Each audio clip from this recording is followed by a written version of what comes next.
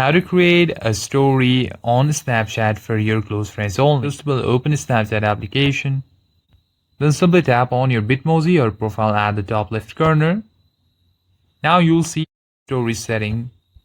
Just below your profile, you'll see post to option, and there are my story just for friends and my story for public.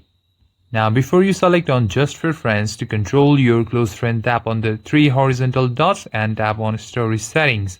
And from here you can select on whom you want the story to see, like just friends only, or you can also tap on custom to customize who can see. Tap on custom, and from your friend list simply select on the person whom you want to see, and after that simply head back, and only the custom people that you have selected will be able to view your stories.